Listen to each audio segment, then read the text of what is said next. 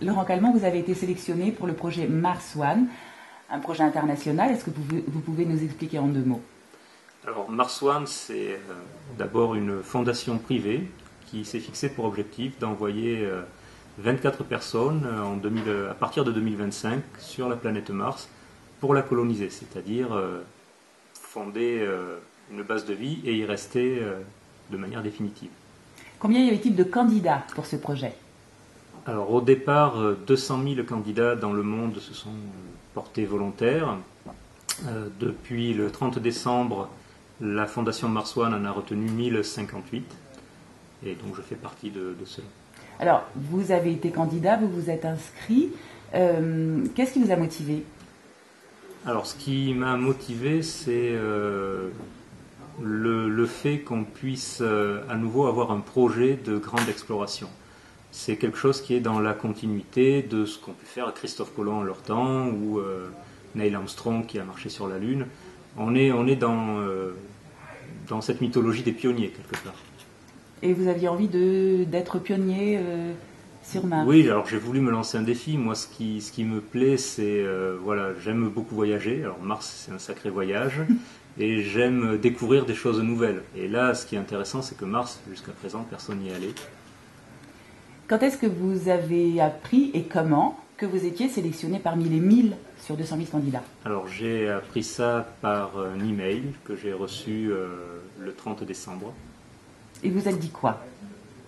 Alors j'ai été traversé de sentiments assez contradictoires, évidemment une énorme excitation, mais aussi un petit peu d'inquiétude. C'est un choix de vie assez radical, donc on se pose des questions forcément. Parce qu'il faut quand même rappeler qu'il s'agit d'aller sur Mars, d'y vivre et éventuellement d'y rester et de ne pas revenir. Oui, c'est le projet tel qu'il est aujourd'hui. Maintenant, je nourris le secret espoir que la technologie progressant, peut-être 10 ou 20 ans après l'arrivée des premiers, il sera possible d'y avoir un retour. Mais ça ne fait pas partie du contrat actuellement. Qu'est-ce qui va se passer là pour l'année 2014, pour la suite des sélections? Alors, tout de suite, on nous demande de fournir un dossier médical assez complet sur nos aptitudes physiques, notre état de santé. Et en 2014, à partir des candidats déjà présélectionnés, on va avoir une sélection beaucoup plus poussée qui devrait être télévisée en principe, puisque le projet se finance sur les droits télé en partie, qui amènera en 2015 à sélectionner les 24 ou un petit peu plus futurs astronautes. Le côté télé-réalité, ça vous inspire quoi? Je suis d'une nature assez discrète, donc ça m'inquiète un petit peu, mais après tout, s'il faut en passer par là, moi, ce qui m'intéresse finalement dans le projet, c'est le projet en lui-même. Ma personne importe peu.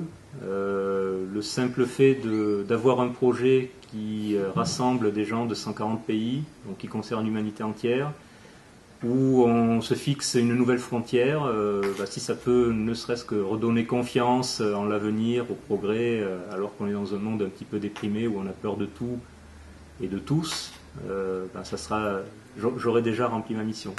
Alors, dernière question, qu'est-ce que vous faites dans la vie? Est-ce que vous avez des enfants? Alors, non, je n'ai pas d'enfants, et je suis professeur de technologie. À Châteauroux. À Châteauroux.